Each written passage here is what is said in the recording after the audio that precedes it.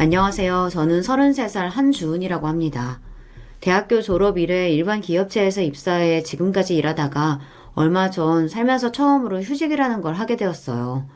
휴직이라 하면 모든 직장인들의 꿈이라고 할 수도 있었겠지만 사실 직장 생활하면서 휴직 결심하는 게 그렇게 쉬운 일은 아니거든요. 저 역시 지금껏 직장 생활하면서 회사 때려치우고 싶다는 생각 한두 번 해본 게 아니지만 휴직까지 결심했을 때는 보통 일이 아니었죠.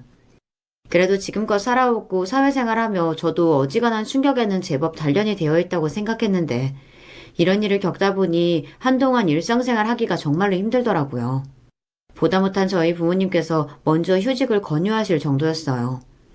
여러분들 보시기에 그렇게 대단하게 인생 오래 산 것 같지도 않은 젊은 여자가 이렇게 주절주절 서른을 늘어놓는 걸 보고 대체 무슨 일인가 싶으실 거예요.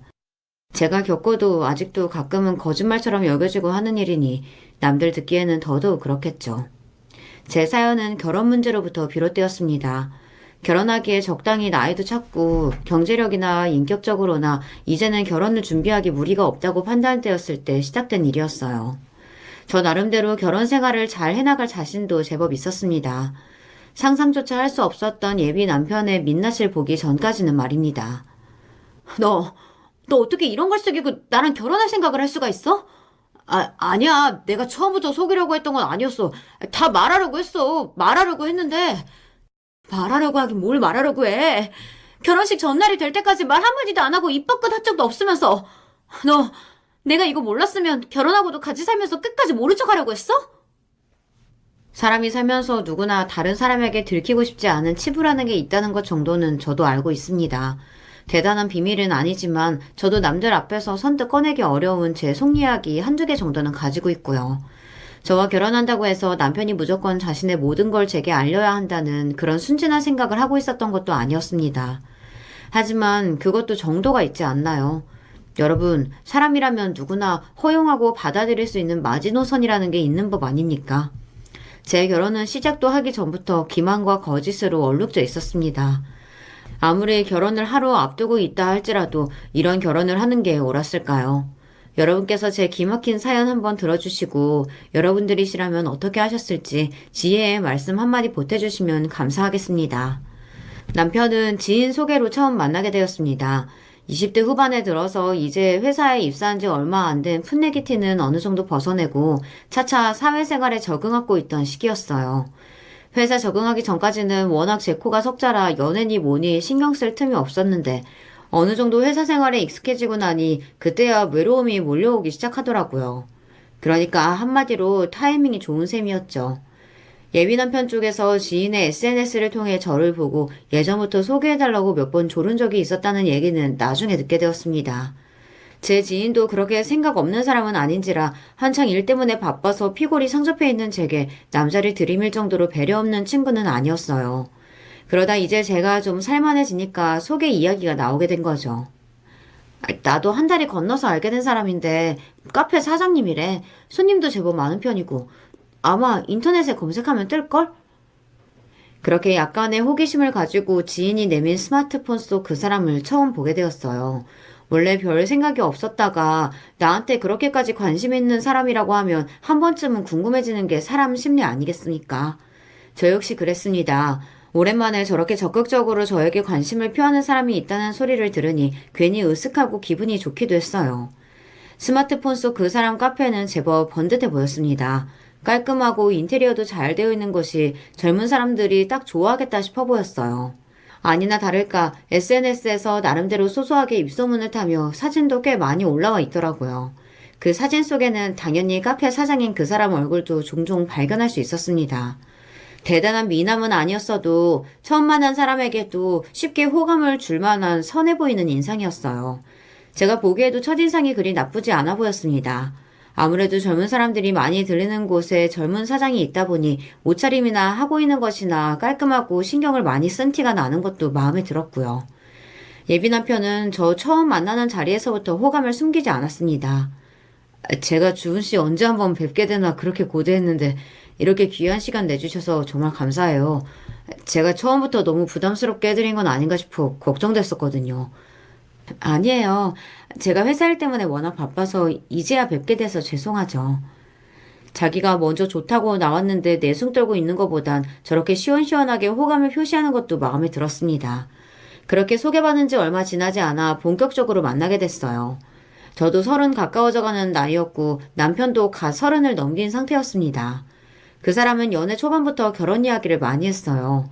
저도 항상 적극적으로 예정 공세를 퍼부으며 제게 진지한 태도로 임하는 예비 남편의 모습에 저도 모르게 결혼을 긍정적으로 생각하기 시작했습니다. 그래도 이제 만나기 2달 가까이인데 벌써 결혼 얘기 나오는 건 좀 이르지 않아? 수은 씨가 당장 결혼하자는 것도 아니고 그래도 이 나이 먹어서 연애만 하려고 드는 것보단 저렇게 결혼 전제로 생각하고 얘기하는 게 더 낫잖아. 뭐 그거야 그렇지. 감히 남의 집 귀한 딸 만나면서 그런 생각도 안 하는 놈은 못 쓰지. 제가 엄마랑은 정말 안 하는 얘기 없이 속마음 다 말하는 편이거든요. 항상 제게 가장 관심이 많으신 분이니 저 연애하는 건 제가 굳이 먼저 말씀드리지 않아도 어차피 금방 들통날 일이었습니다. 그러느니 그냥 제 입으로 말하는 게 낫겠다 싶어 남편 만나기 시작한 지 며칠 되지도 않아 제 입으로 엄마에게는 먼저 이 실직고를 한 상태였어요.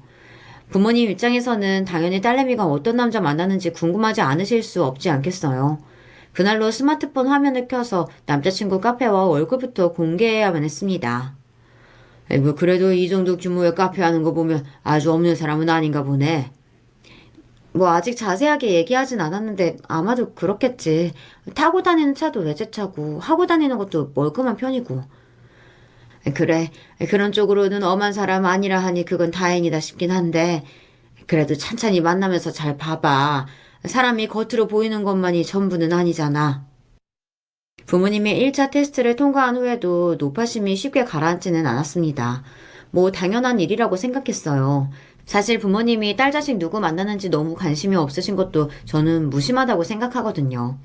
그리고 아무래도 저보다야 곱절의 인생을 사신 엄마이시다 보니 제가 상대방과의 일 때문에 다소 찜찜함을 느끼더라도 정말 귀신같이 제 속을 읽어내주시는 분이기도 했고요. 예비 남편이 연애 초반부터 줄기차게 결혼 이야기를 꺼낼 때도 엄마 반응은 다소 냉담하셨습니다. 남자들 결혼 얘기 꺼내는 거 결혼 날짜 잡기 전까지는 그렇게 심각하게 받아들일 거 없어. 그런 사탕 발림에 넘어가서 끌려다닐 필요도 없고. 막상 딸 자식 만나는 상대가 결혼 생각은 일절 없다고 하면 그건 그것대로 마음에 안 드실 거면서 결혼 이야기를 너무 남발하는 것도 썩 좋게 생각 안 하시더라고요. 다른 분들은 어떠신진 몰라도 일단 저희 엄마는 그랬습니다. 남자는 말이 아니라 행동을 봐야 하는 거야. 말 한마디 한마디 한다고 돈 들어가는 것도 아니고 그게 뭐 어려울 거 있어? 사람이 진짜 마음 가는 사람한테는 하는 행실부터가 다른 거야. 그러니까 듣기 좋은 말 한다고 거기에 홀랑 넘어가지 말고 너한테 어떻게 하나 그거 잘 보라고. 저도 엄마 말씀이 틀리다고 생각하지 않았습니다. 물론 말의 무게를 귀하게 생각하고 함부로 말 내뱉지 않는 사람들도 있지만 대부분은 책임이나 행동보다는 말을 좀 가볍게 생각하는 경향이 있잖아요. 예비 남편도 일단 말은 참 예쁘게 하는 편이었거든요. 만나면서 크게 다툼하거나 감정 상할 일도 없는 편이었고요. 비록 자영업하는 사람이다 보니 카페 일 때문에 워낙 바빠 데이트 한번 하려고 하면 항상 그 사람 일정에 맞춰야 한다는 게 조금 불편하게 느껴지기는 했으나 다른 것도 아니고 생업과 관련된 문제인데 그런 걸로 불만 가지거나 꼬투리를 잡을 생각 같은 건 없었습니다. 당연히 저희가 만날 때는 대부분 제가 예비 남편의 카페로 찾아가는 시기였어요. 물론 이렇게 매번 제가 그 사람을 찾아가는 걸 당연하게 생각하는 사람이었다면 저도 빈정이 상했을지도 모릅니다. 하지만 제가 먼저 찾아갈 때마다 항상 미안해하는 사람이었어요. 준씨, 정말 미안해요. 요새 날씨가 이렇게 좋은데 밖에 나가서 구경도 좀 하고 그러면 좋을 텐데. 이런 날일수록 손님 몰리는 날인데 어떻게 그래요. 내가 무슨 한두 살 먹은 어린애도 아니고 그 정도도 몰라서 삐지는 속 좁은 사람 아니니까 그런 걱정 하나도 할 거 없어요. 고마워요, 주은씨. 솔직히 처음에는 주은씨 겉모습이 마음에 들어서 소개해달라고 한 게 사실이지만 만나면 만날수록 어떻게 사람 속이 이렇게 깊은지 요새 내가 정말 보기 겨운 것 같다니까. 자신을 배려하는 저를 보며 항상 고마운 얼굴을 하는 사람이었기에 이런 일들도 웃어넘길 수 있었습니다. 제가 처음 제 친구들에게 그 사람을 만난다는 이야기를 했을 때도 친구들 이목에 집중되었어요. 나 그 카페 아는데. 오, 우리 중에도 아는 사람도 다 있고 진짜 유명한 데인가 보네. 요새 꽤 뜨고 있는 데라니까. 오픈한 지 2년밖에 안 됐는데 중증공사도 했다고 하니까 잘 되긴 진짜 잘 되나 보다. 하긴 요새 자영업 그렇게 어려워서 잘 되던 가게도 못 견디고 접는다고 하던데 증축까지 할 정도면 진짜 잘 되긴 잘 되나 보다. 근데 카페 연지 2년밖에 안 됐으면 그전엔 무슨 일을 하셨대? 그러고 보니 생각해보면 그 사람이 카페 일하기 이전에 대한 이야기는 잘 안 하는 편이었어요. 아예 어릴 때 유년 시절 이야기나 지금 한창 바쁜 카페 이야기 같은 건 자주 나눴는데 그 외에 사회생활하거나 지인들 이야기를 자주 하지는 않는 편이었어요. 저도 그때까지는 그걸 인식을 못하고 있다가 친구들 질문을 듣는데 카페 생활 이전에 그 사람에 대해서 별로 아는 게 없다는 생각이 들었습니다. 근데 주은아, 그래도 조심은 좀 하는 게 좋지 않겠어? 아무리 아직 결혼한 사이는 아니라 하더라도 정식으로 만나는 사이인데 보니까 카페 들르는 여자 손님들 중에 그분한테 관심 있는 티 내는 사람들도 꽤 있는 것 같던데. 실제로 그런 사람들이 없는 편은 아니었습니다. 하지만 그런 쪽으로 사람 속 썩이는 유형은 아니었어요. 가끔 그 사람이 나한테 그런 얘기 종종 해. 오늘은 어떤 손님이 음료수 주면서 전화번호 달라고 했는데 거절했다. 뭐 그런 얘기 숨기지 않고 다 하는 편이거든. 엄연히 만나는 사람이 있으면서도 다른 사람이 여지 준다 싶으면 쉽게도 상대방을 기만하는 사람들이 얼마나 많습니까? 하지만 그런 걸 의심하기도 전에 항상 먼저 있었던 일을 솔직하게 말해주고 거절했다는 이야기를 하는 예비 남편이었어요. 그래, 그 사람이 이런 쪽으로도 항상 나에게 믿음을 주기 위해 노력하는데 일부러 자기 얘기를 숨기거나 하는 건 아니겠지 하는 생각을 했어요. 단지 아직 우리가 만난 시간이 그렇게 길지 않으니 이런 얘기까지 나올 때가 아니었을 뿐이라고 생각했죠. 수은 씨, 생각해보니까 내가 수은 씨 예전에 했던 일이나 카페 일 말고 다른 것들에 대해서는 아는 게 너무 없는 것 같아서 이런 거 물어봐도 돼? 당연하지. 내가 이 일하기 전에 회사 다녔다는 얘긴 했었지. 그거 정리하고 카페 일 시작한 거고. 그럼 예전에 어떤 일 했는지 물어봐도 돼? 그냥 일반 기업이었어. 대학교 졸업하고 중소기업 다니다 정리했고. 거기서부터 의아한 마음이 들기 시작했습니다. 저 사람이 평소에 씀씀이가 큰 사람은 아니다 보니 직장인으로 일하면서도 월급 착실하게 모았을 테지만 어디 이 정도 규모의 카페를 20대 직장인 월급 모은 것만으로도 해결하는 게 가당키나 한 일입니까? 정말로 이 사람이 내가 모르는 부유한 집 자식이라도 되는 건지 그게 아니면 지금 예비 남편이 이렇게 유명한 대형 카페의 어엿한 사장님으로 지낼 수 있다는 게 납득이 안 가더라고요. 그러면 카페는 어떻게 시작하게 된 건데? 솔직히 이런 카페 여는 것도 쉬운 일은 아니잖아. 아, 그거는 부모님 도움을 좀 받았어. 내가 우리 부모님 이혼하셨다는 얘기는 했었지? 부모님 이혼하시면서 나는 어머니 쪽으로 가게 됐는데 그때 아버지께서 미리 재산 분할이며 유산이며 물려주셨거든. 사실 아버지라고는 해도 평소에 그렇게 돈독한 사이는 아니었고 그러니까 아버지도 이혼하는 김에 자식한테 재산 분할까지 해주고 할 거 다 했다고 생각하신 모양이야. 이혼한 후로는 나랑도 따로 본 적 없고 자기 모친과 이혼하면서 아들에게 한몫 챙겨준 아버지임에도 저는 부럽다는 생각보다 조금 안쓰럽다는 생각이 먼저 들더라고요. 부부가 함께 살다 갈라질 수야 있다고 하지만 자식은 또 다른 문제잖아요. 부부가 헤어진다고 해서 있던 자식이 없어지는 것도 아니고 부부야 돌아서면 남이라지만 부모 자식 간은 천륜이라고 하는데 비록 더 자세한 상황까지는 잘 모르더라도 저 같으면 제 부모님이 이혼했다고 저까지 안 보신다고 하면 상처가 클 것 같거든요. 저 사람이라고 뭐가 다를까 싶었습니다. 제가 예비 남편을 안쓰럽게 생각한 이유는 그뿐만은 아니었어요. 어머님께서 작년에 돌아가셨다고 하셨지? 벌써 그렇게 됐네. 암으로 돌아가셨는데 발견을 너무 늦게 했어. 다른 형제도 없이 외동인 예비 남편이었습니다. 부모님 갈라선 이후로는 아버지는 저렇게 자식을 없는 취급하고 유일하게 남은 식구는 어머니뿐이었을 텐데 그마저도 돌아가신 거예요. 아무리 카페 일이 북적거리고 하루에 많은 사람을 만나는 일을 하는 사람이라 할지라도 돈 벌려고 손님 만나는 것과 가족이 같을 수는 없잖아요. 어쩌면 저 사람이 저렇게나 사람 많이 만나는 일을 본업으로 택한 것 또한 그런 외로운 마음에서 비롯된 것은 아닐까 하는 생각이 들었죠. 제가 속으로 자기를 안쓰러워하고 있다는 걸 눈치챘는지 오히려 저를 토닥이며 예비 남편이 제게 말했습니다.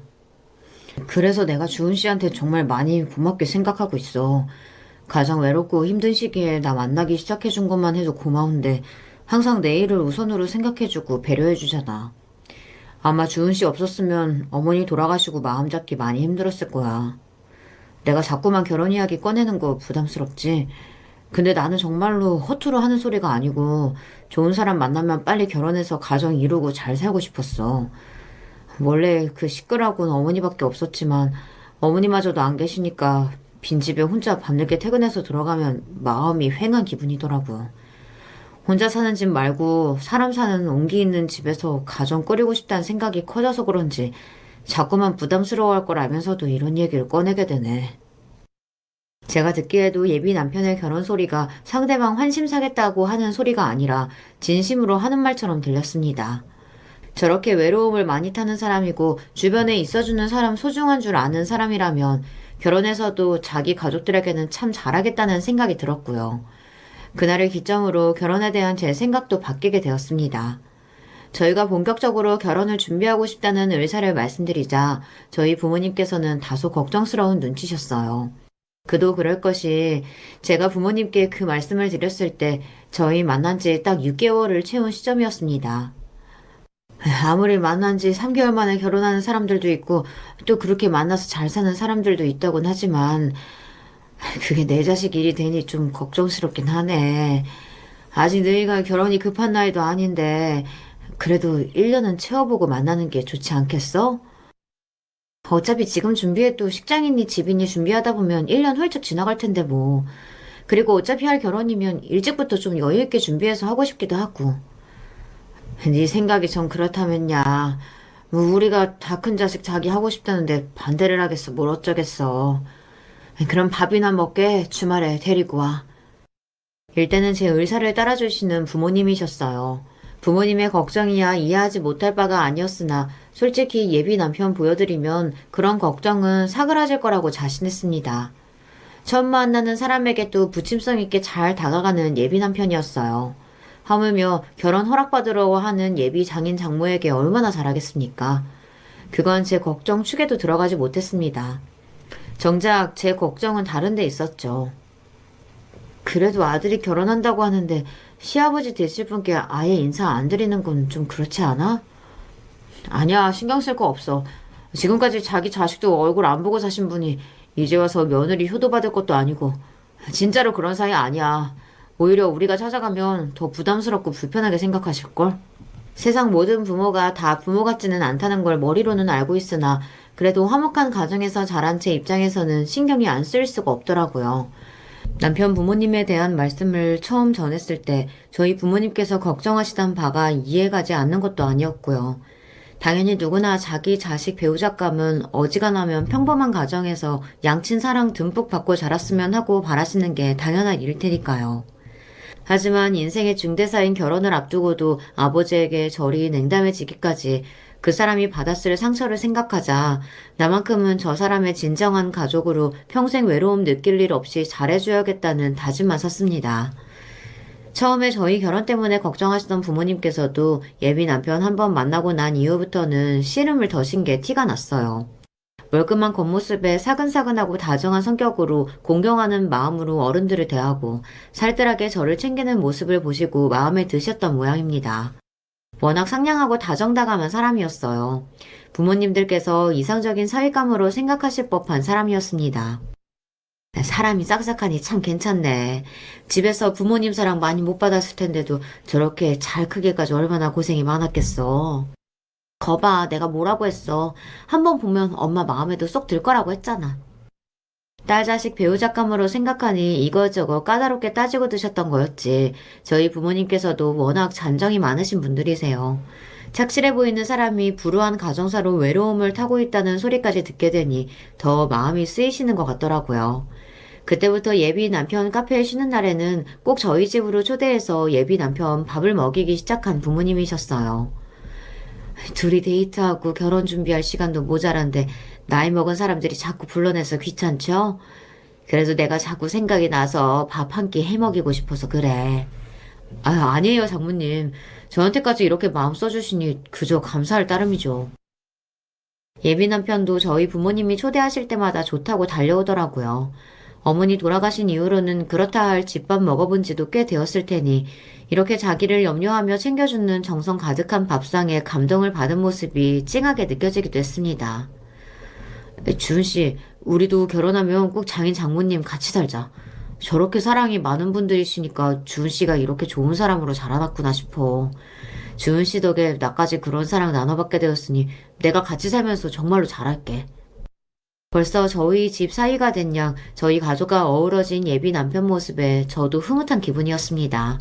저도 외동딸이니 하나 있는 자식인 저 시집 보내고 나면 적적하실 부모님 생각하면 마음이 그랬는데 사위로서 저를 데리고 가는 게 아니라 저희 집안에 새로운 아들을 자처하는 예비 남편 모습이 고맙기도 했고요. 그러다 보니 예비 남편은 쉬는 날마다 예사로 저희 집에 들락거리기 시작했습니다.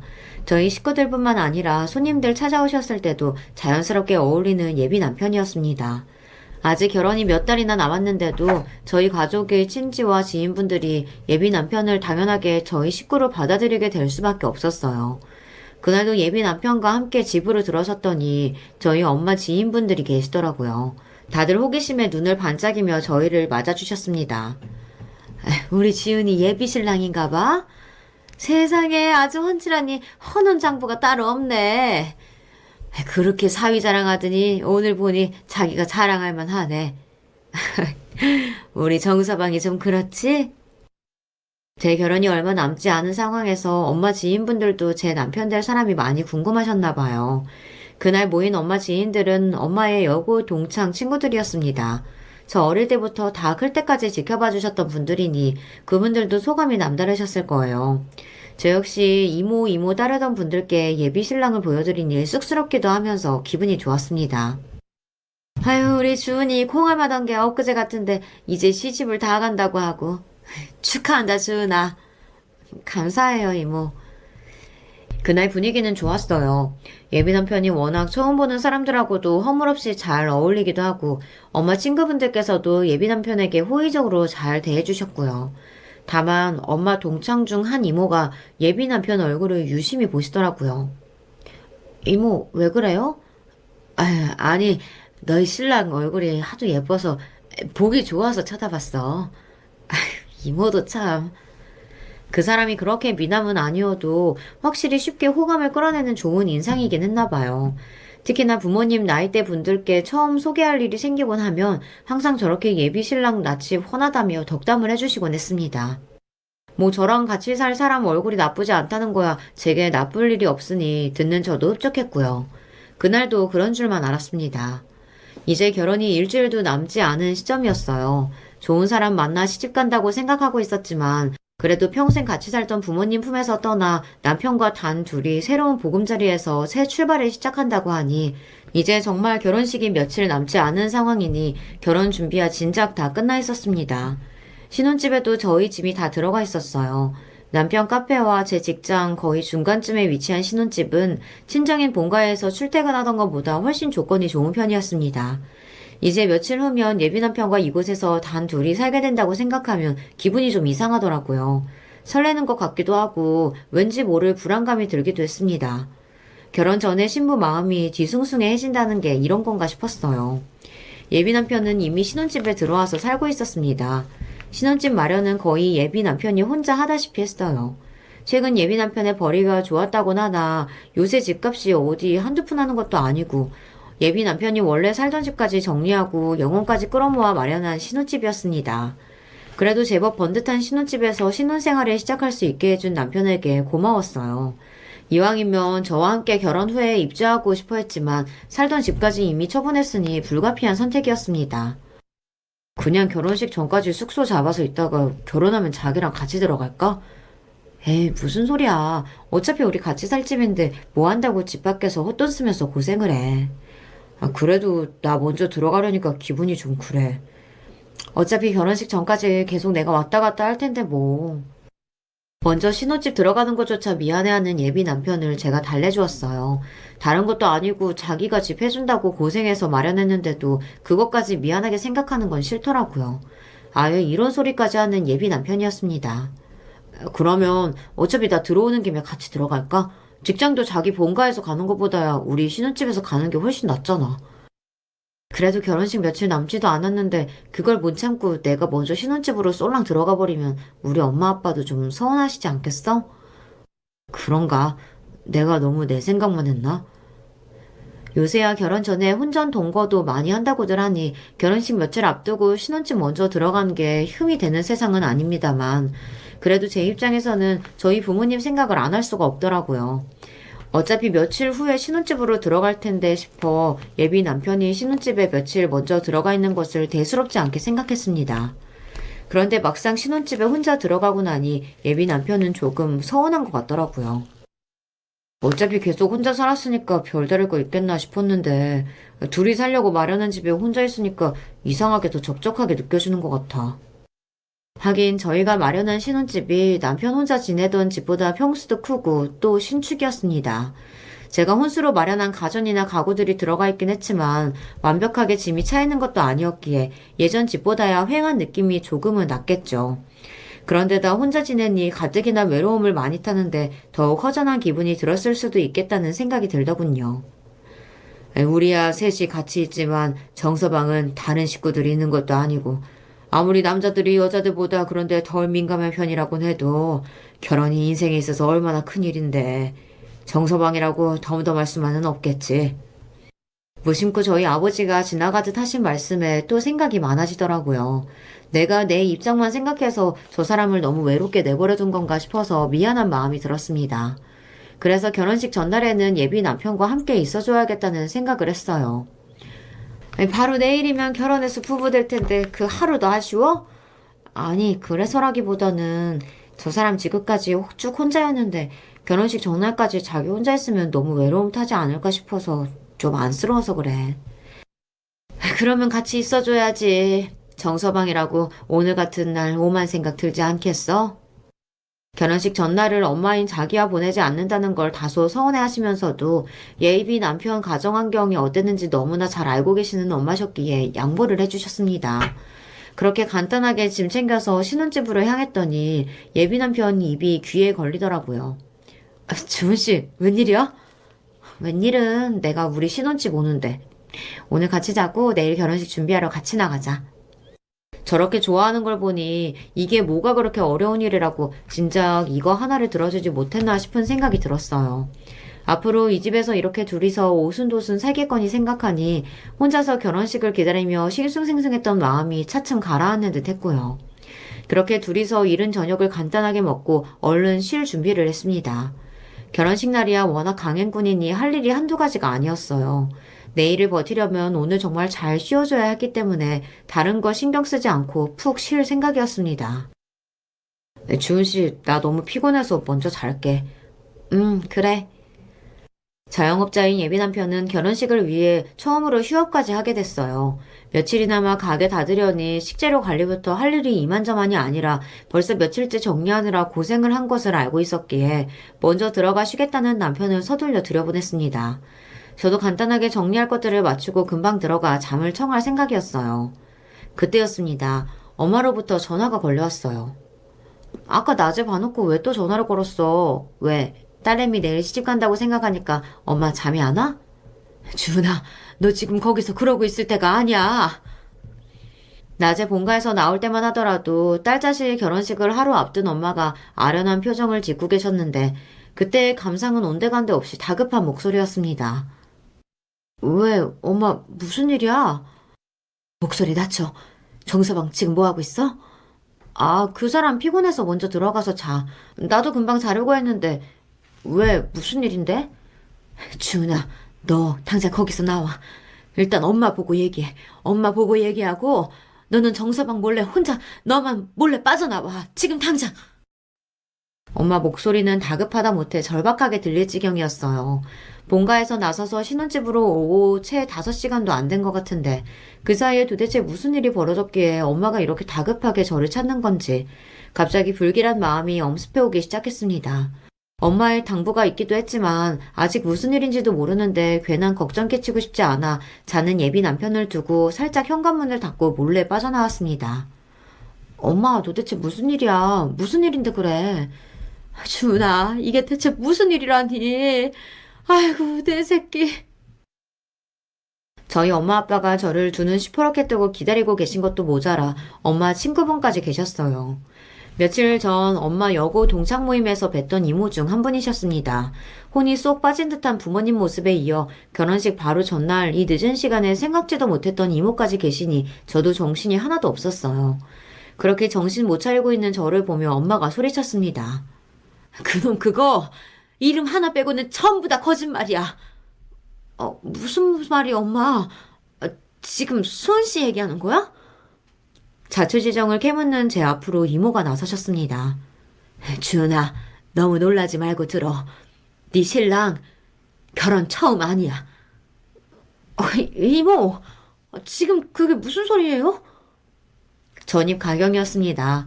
당장 내일 저랑 결혼할 사람이 초혼이 아니라니. 그럼 그 사람이 저 놔두고 딴 사람이라도 차렸다 이겁니까? 여러분 같으면 결혼식 전날에 느닷없이 지인으로부터 저런 소리를 들으면 무슨 생각이 드실 것 같으세요? 솔직히 저는 받아들이기가 너무 힘들었습니다. 이게 말이 되는 상황이에요? 다들 이게 무슨 소리예요? 제발 내가 알아듣게 설명 좀 해봐요. 제가 혼돈에 잠긴 나머지 울부짖듯 소리치자 그제야 세 분께서도 정신을 좀 차리시더라고요. 다들 어느 정도 마음을 가라앉히고 나서야 본격적인 이야기를 들을 수 있었습니다. 엄마의 여고 동창인 그 이모는 사회복지사로 일하고 계셨어요. 이어진 이모의 설명은 이러했습니다. 유진이, 그러니까 네 신랑이랑 같이 살던 애는 학교 다닐 때 내가 담당하던 학생 중에 한 명이었어. 가정 형편이 많이 안 좋았고 사실상 그 애가 소녀 가정이나 다름없었어. 고등학교 졸업한 이후로는 소식이 끊겼는데 몇 년 전에 우연히 마주쳐서 반가운 마음에 붙들고 근황을 물어봤더니 결혼을 했다고 하더라고. 형편이 안 좋아서 결혼식은 못 올리고 혼인신고만 하고 산다고 했는데 남편도 사정이 썩 좋아 보이진 않았어. 남편 쪽이 조실부모 했다고 했었거든. 그때 자기 신랑 얼굴 보여준다고 자기랑 같이 찍은 사진 한번 보여준 적이 있었는데 내가 며칠 전에 네 신랑 얼굴 보면서 아무리 봐도 낯선 얼굴이 아닌데 싶어서 집에 와서 한참을 생각해보다 그만 그 얼굴이 생각난 거야. 그러니까 사진 속 그 소녀 가정의 남편이 바로 제 예비 남편 얼굴과 똑같았다는 겁니다. 그 애랑 혼인신고까지 하고 같이 산다는데 내가 설마 싶어서 앞만 봐도 그 사람이 맞지 싶어서 다시 수소문을 해보니까 유진이는 벌써 세상 뜬 지 3년이나 다 돼가더라고. 이모, 그게 지금 무슨 소리예요? 그러니까 나랑 내일 결혼할 사람이 결혼한 유부남이었는데 사별을 했다고? 근데 그걸 나한테 속였단 말이에요? 내가 이름이나 얼굴이나 똑똑히 기억해. 믿기지 않는 말이겠지만 너 지금 정말 정신 똑바로 차려야 돼. 그 둘 하루 이틀 산 것도 아니고 3년 넘게 같이 살았어. 그 어리고 불쌍한 게 어린 나이에 의지할 것 하나 없으니 없는 형편에 살림부터 차린 모양인데 뼈 빠지게 일해서 고생해서 번 돈부터 그의 사고 보상금이며 보험금까지 남편이란 놈이 악착같이 싹싹 챙겨갔다고 하더라. 그래놓고는 어차피 찾아올 사람 하나 없고 연고도 없는 사람이라고 납골당 자리 하나 안 봐주고 어딘지도 모를 때다가 그냥 뿌렸대. 같이 살면서도 유진이는 뼈 빠지게 일하는데 남자는 간간히 배달 일이나 하면서 여자가 벌어오는 돈으로 먹고 살았다고 주변 이웃들이 욕을 아주 한 바가지씩 하더라. 결혼해서 같이 사는 부인한테도 그렇게 한 사람이야. 지금이야 잘한다고 해도 언제 돌변할지 몰라. 대체 이게 다 무슨 소리야? 당장 내일이 결혼식인데 이제 와서 나한테 이런 소리를 하면 어쩌라고. 주은아, 정신 차려. 너 지금 정신 안 차리면 네 인생 말아먹는 거야. 이 괘씸한 새끼. 감히 순진한 내 딸 꼬죽여서 팔자를 꽂으려고 들어? 이 처죽을 놈의 새끼. 안 되겠어. 나 그 사람한테 해명이든 자초지정이든 직접 들어야겠어. 너 혼자 갔다가 무슨 일을 당할 줄 알고 엄마 아빠랑 같이 가. 너 절대로 혼자 못 보내. 그렇게 온 식구가 그 야심한 시각에 저희 신혼집으로 들이닥쳤습니다. 이놈 이거 어딨어? 내 딸 인생 망치려고 해놓고 쟤 놈은 편안하게 자빠져 자고 있어? 장모님, 장인어른 왜 이러세요?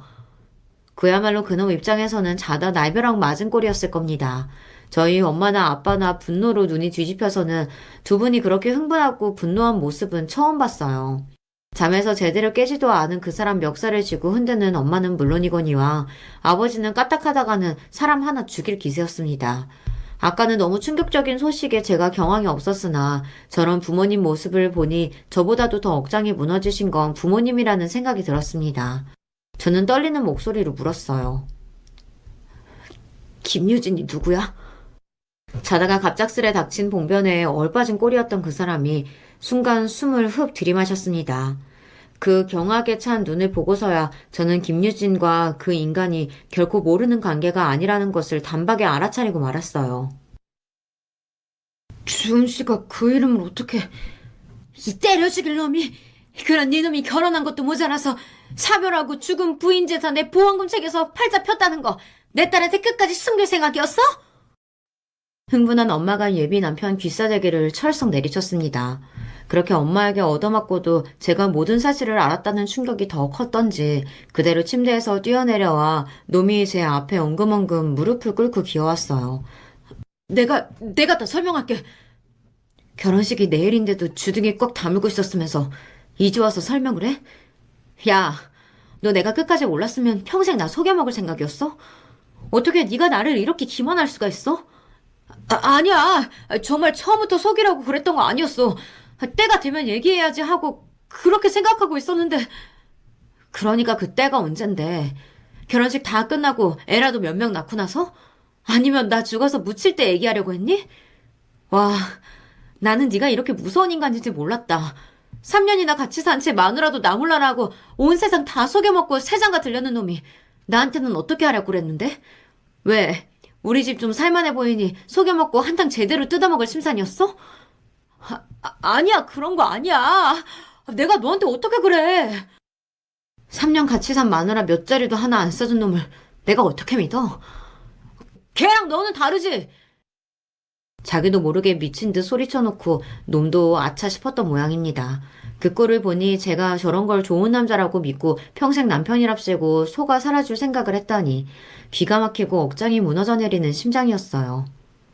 너 결혼생활 내내 등쳐먹은 네 와이프 목숨값으로 카페까지 차려놓고 그걸로 멀쩡한 인간 행세하면서 먼저 간 사람한테 미안하지도 않디?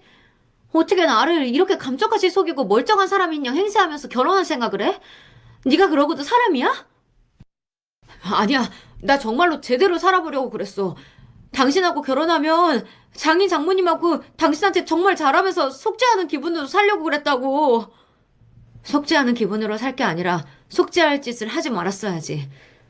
내가 뭘 잘못해서, 우리 엄마 아빠가 뭘 잘못해서 너 같은 놈한테 속아서 살아야 돼. 너 대학 나왔다느니 중소기업 다녔다느니 하는 그런 것도 다 전부 거짓말이었더라? 고졸 변변한 직업도 없이 마누라 등쳐먹은 주제에 먼저 간 사람 재산으로 팔자 피고 사니까 신분 세탁이라도 하고 싶었어? 이 뻔뻔한 인간 같으니 나 너 같은 새끼랑 못 살아. 우리 결혼은 없었던 일로 할 테니까 두 번 다시 내 앞에 나타날 생각하지 마. 안 돼, 주은아. 당장 내일 결혼식인데 그게 무슨 말이야. 이 정신 나간 놈이? 당장 내일이 결혼식인데도 끝까지 속여먹어 놓고는 어디 내 딸 팔자를 망치려 들고 있어? 장인어른, 장모님, 지금껏 제가 얼마나 잘했습니까? 이제 와서 이러시면 어떡해요? 그래도 이놈이? 끝까지 저와 결혼하겠다며 발악하는 예비 남편놈 면상에 기어이 주먹을 내리고는 아빠셨어요. 마음만 같아서는 그대로 죽여버리고 싶으셨을 겁니다. 우리 아빠한테 흠심 두들겨 맞고서야 겁이 나서 차마 제게 달려들지 못하는 놈이었어요. 거기 계속 서 있다가는 정말로 미쳐버릴까 싶어 무서워 그 길로 신혼집을 뛰쳐나왔고 다시는 돌아가지 않았습니다. 엄마 아빠 사시는 본가로 돌아와 정말 온몸에 물이 다 마를 때까지 울고 또 울었어요. 처음에는 저 쓰러질까 싶어 발을 동동 구르시던 부모님도 결국 따라 울기 시작하셨습니다. 어떻게 이럴 수가 있어? 어떻게 사람을 이렇게 등신 천치로 만들 수가 있어? 아이고, 내 새끼. 내 새끼가 하여워서 어쩌나. 나라라도 잃은 듯 서럽게 울던 세 사람의 울음소리는 동이 틀 무렵에야 간신히 지쳐서 멈출 수 있었습니다. 원래 같았으면 제 결혼식이 치러질 날이었어요. 여전히 잣개의 어깨를 떨고 있는 저를 꽉 끌어안아 주시며 아빠가 말씀하셨습니다. 전운이라고 생각하자. 지금이나마 알지 못했더라면 저런 놈하고 엮여서 인생이 어떻게 될 뻔했어. 온 세상이 도와준 거라고 생각하고 그만 잊자. 잊어버리자, 주은아. 억울한 마음이야 금할 길이 없었으나 사실 그것 말고는 대단한 방도가 없다는 것 역시 저도 알고 있었어요. 아빠 말 맞다나 결혼식 전날에서라도 멈출 수 있었다는 것만 해도 다행스러웠던 일이었다는 걸 머리로는 알고 있었습니다. 하지만 여전히 가슴이 아픈 것만은 어쩔 수가 없었어요. 평생을 함께하리라 믿었던 사람에게 이런 기만을 당했으니 멀쩡한 게 더 이상한 일이었습니다. 제 대신 발빠르게 결혼식 당일 지인들에게 파혼 소식을 돌린다고 부모님께서 고생하셨죠. 온 세상이 저를 비우는 것만 같아 한동안 두문분출하고 결국은 휴직까지 하게 되었습니다. 아마 놈이 제게 아예 연락을 취하지 않은 건 아니었을 거예요. 하지만 일절 외부와 연락을 삼간 제 대신 저희 부모님이 놈과 제가 만나는 걸 막으셨죠. 그러는 동안 SNS 상에서 소소하게 화제가 된 훈훈한 젊은 카페의 남자 사장이 실은 한 불쌍한 여성을 결혼 생활 내내 착취한 것도 모자라 그 죽음 이후 그 여자 재산을 단단히 한몫 챙겨 건실한 청년인랑 행사했다는 사실이 아름아름 퍼져나갔다는 것은 모든 일이 정리된 후에야 알게 되었습니다. 아무래도 제게 예비 남편놈의 경악할 진실을 알려주셨던 이모로부터 시작된 소문이겠죠. 친구 딸을 친조카처럼 귀여워주셨던 분이셨으니 저를 위함이기도 하셨겠지만 평생을 불운한 삶을 살다 외롭게 떠난 그 여성분을 위해서이기도 하셨을 거예요. 업보라는 게 정말 있기는 한 모양이다. 아무렴 그런 파렴치한 놈이 낯짝 두껍게 얼굴 뻔뻔하게 쳐들고 잘 먹고 잘 살아야 되겠니? 원래 SNS로 화제된 곳들이라는 게 또 SNS로 망하기가 쉬운 법 아니겠습니까? 원래부터도 주요한 고객층이 예쁜 곳에서 사진 찍고 올리기 좋아하는 젊은 여성층이었는데 그런 사람들이 등 돌리기 딱 좋은 소문이었어요. 전에는 타고난 인상으로 재미 좀 보았겠지만 이제는 온 세상이 저놈이 저 사람 좋아 보이는 낯짝 쥐로 무슨 천인공노할 짓을 벌였는지 다 알고 있는데 어떤 여자들이 저런 놈 업장에 돈을 벌어주고 싶었겠어요. 손님은 곧 썰물 빠지듯 빠져나갔습니다. 원래 사람들 인심이라는 게 한번 돌아서면 참 무섭잖아요. 애초에 손님층이 확실한 곳이었다 보니 곧장 매출에 직격탄을 맞았을 겁니다. 파혼한 지 1년도 되지 않아 우연히 지나간 카페 자리가 공실로 휑하게 텅 빈 곳을 보고 놈의 일장 춘몽이 끝나고 말았다는 것 역시 저도 알게 되었어요. 그걸 보고 나서인지 제 마음도 좀 편해지더라고요. 더 이상 제 생활 반경에 그놈이 들어올 일은 없다고 생각해서인지 엄마 말대로 정말 그놈이 업보를 받아서 자취를 감추게 된 게 속이 시원해서인지 솔직히 잘 모르겠습니다. 그저 더 큰일까지 벌어지지 않고 이 정도 선에서 마무리된 게 정말로 천운이었다는 생각이 그제서야 들었어요. 파혼 초반에는 집 밖에 얼씬도 않았지만 부모님과 시간 보내며 서서히 마음속 상처가 아물고 나니 차츰 일상으로 돌아가게 되었고요. 이제 얼마 남지 않은 휴직 기간 끝나면 더 연장하지 않고 회사로 돌아갈 생각입니다. 이제 저도 제 자리로 돌아가야죠. 이만하면 털어낼 만큼 털어냈다 싶어요. 저놈 저거 더 본때를 보여줘야 했는데 제가 너무 쉽게 끝내준 건 아닌가 생각하실지 모르겠어요. 하지만 저는 한순간이라도 저놈을 제 인생에서 더 빨리 떼어낸 게 잘한 일이라고 생각해요. 앞으로도 저 스스로를 가장 중요한 기준으로 두고 씩씩하게 잘 지낼 생각입니다. 오늘 제가 여러분께 해드릴 얘기는 여기까지예요. 제 이야기 들어주셔서 감사드립니다. 안녕하세요. 그간 시청자의 입장만 되어봤는데 갑자기 신청자가 되어보려니까 조금 어색하네요. 저에게 있었던 일을 적어보고 싶어서 용기를 내게 되었어요. 참고로 저는 지금 미혼하고 오나 제 하나뿐인 배우자인 남편과 아이 둘 낳고 사는 전업주부랍니다. 저는요, 일기장 하나도 새해 들어서 올해는 써보자 했다가 간신히 2월 설날쯤까지만 쓰다가 내팽개치는 그런 사람인데요. 작심삼일 인간이 웬 바람이 불어서 사연을 써보게 되었네요. 이런 즉흥적인 사람이 쓰는 것이니 이야기에 맘든 새가 허접하더라도 그러려니 이해 좀 해주시길 바래요. 저는 정말 요새 표현으로는 답도 없는 집에서 나고 자랐어요. 지금 이렇게 세월이 흘러서 제 시간을 여유롭게 자수나 놓으면서 보내게 됐다는 것이 안 믿길 정도입니다. 어렸을 때는 생활이 아주 개판이었거든요. 제 친정 부모님, 옛날만 생각하면 정말 한숨만 나오네요. 저는 어렸을 때도 항상 생각했었습니다. 우리 집 어디다가 확 제보라도 하고 싶은데 어디 그럴 만한 곳이 없을까? 촬영해 가고 대신에 도움 줄 만한 방송국이 없을까? 오죽하면 제가 그런 생각을 했을까요? 하지만 애석하게도 그때는 정보화 시대가 아니었어요. 답답한 가슴만 치고 있어야 했죠. 저희 친정엄마 꽤 사는 집 딸이었습니다. 딱히 집안에 부족한 것 없이 커오신 분이시고요. 그리고 친정아빠 인물 참 좋으셨어요. 허우대도 무척 멀쩡하셨고요. 남들이 보면 와, 너희 아빠 되게 잘생기셨다. 이렇게 빈말로나마 저한테 좋게 말해주는 외관을 소유하고 계셨네요. 혹시 갑자기 친정 부모님 자랑이나 하는 거냐고요? 에이, 아닙니다. 저 이면에 담긴 내용들이 기가 막히거든요. 친정엄마는 그렇게 좋은 외갓집을 저에게 안겨주지 못하셨습니다. 왜냐하면 친정엄마가 당신의 친정으로부터 버림을 받으셨기 때문이에요. 요새 표현으로는 이런 걸 손절을 당했다고 하던가요? 그 이유는 바로 친정아빠 때문이었습니다. 모두가 반대한 결혼이었거든요. 그런 결혼을 친정엄마는 강행하셨던 거예요. 제가 다 크고 나서야 외삼촌으로부터 전해 들었던 당시의 정황은 이러하였습니다. 내 눈에 흙이 들어가도 안 된다. 절대로 허락 못해. 저런 미천 하나 능력 하나 포부 하나 없는 천생 한량 같은 양아치 새끼를 내가 사위를 어떻게 들인다는 게야? 외할아버지가 그렇게 일가를 터뜨리셨을 때 옆에서 외할머니는 주섬주섬 끈을 찾아다가 이마에 두르고 계셨다고 합니다.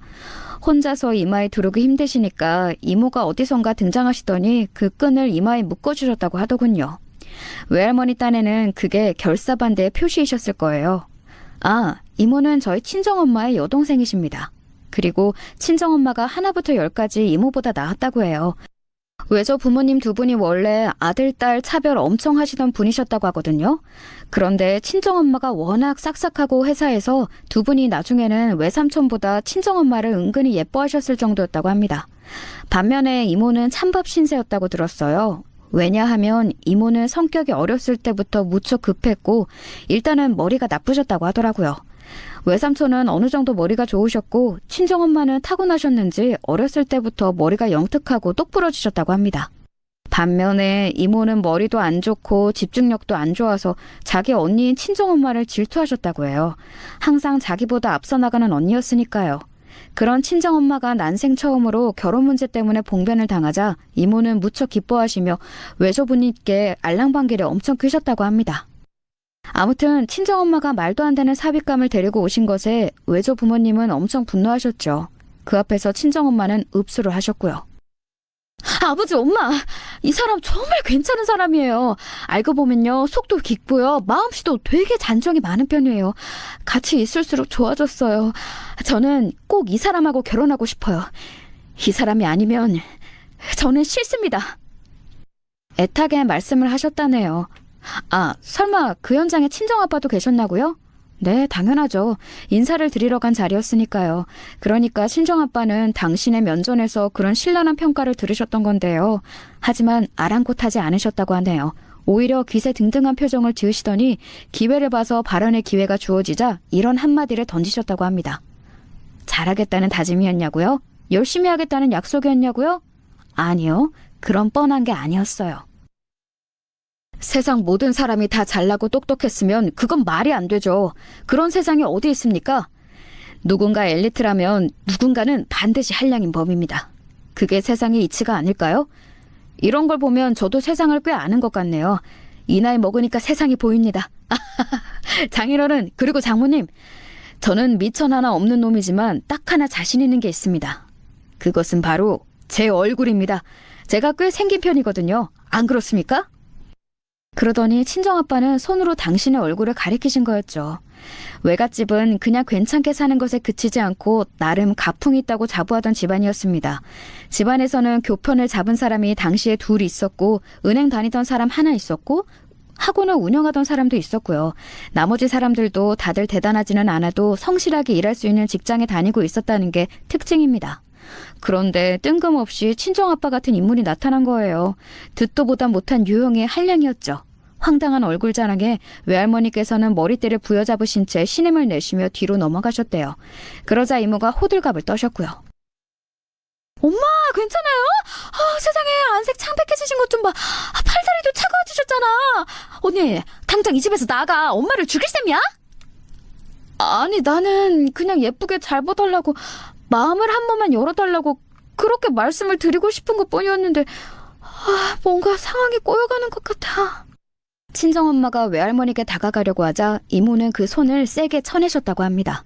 외할아버지께서는 이 상황에 기가 막혀 하시면서 친정아빠를 꾸짖으셨고요. 그놈의 면상? 반반하게 그거 하나 잘라서 뭘 어쩔 거냐? 영화배우라도 될 거야? 그럴 깜냥은 또 못 되면서 저런 허황된 자랑이나 해대다니. 남자 망신 다 시키는 놈 같으니라고. 예? 뭘 어쩔 거냐뇨. 장인어른 잘 생각해보세요. 저를 닮은 아이들이라면 얼굴이 괜찮지 않을까요? 이게 바로 유전자 유전자 이론? 유전자 신비? 아무튼 뭐 그런 거겠죠. 장인어른 그러니 저도 쓸모가 있는 놈입니다. 어디다 대고 감히 장인어른이라고 나불대는 거야? 이 놈팽이가 썩 꺼지지 못할까? 친정아빠가 눈치도 없이 또 가벼운 언행을 선보이셨고 외할아버지께서는 핏대를 세우시며 분노하셨습니다.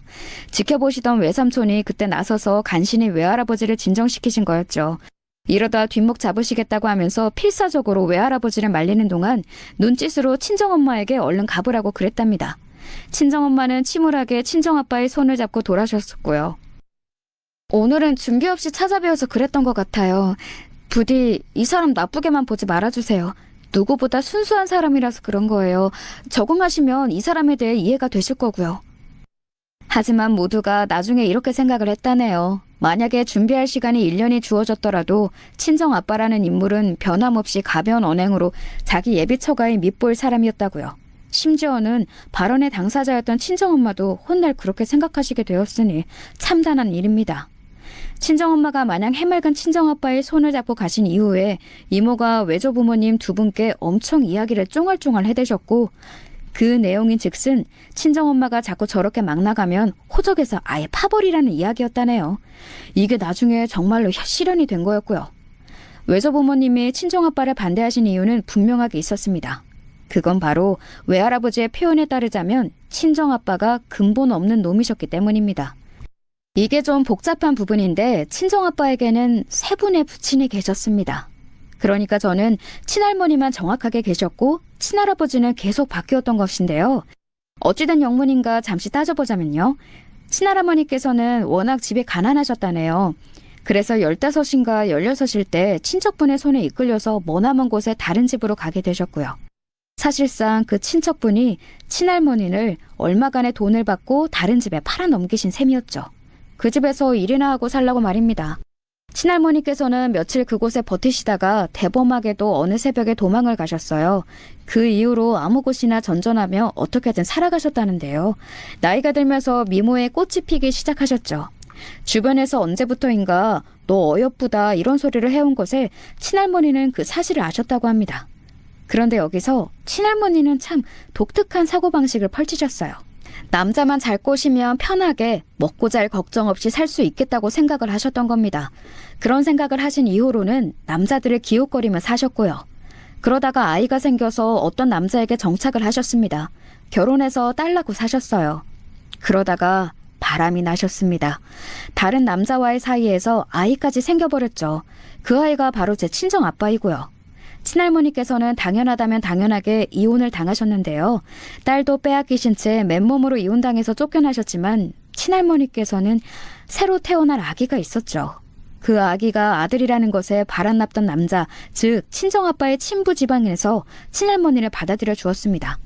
그렇게 친할머니께서는 두 번째 결혼 생활을 하게 되셨죠. 세월이 흘러서 극심한 성격 차이로 그 결혼 생활도 파국을 맞았고요. 아무튼 친할머니께서는 대략 이런 인생을 사신 분이셨습니다. 바로 이 배경이 외조부모님께서는 마음에 안 드셔서 결사 반대를 외치셨던 것이었죠. 콩 심은 데 콩 나고 팥 심은 데 팥 난다는 법이라고 하시며 친정아빠 같은 인물을 사위로는 절대 들이지 않겠다고 선언을 하셨어요. 원래 친할머니의 세세한 이야기들을 친정엄마는 결코 당신의 부모님께 밝힐 생각이 없었습니다. 결코 좋은 얘기가 아니니까요.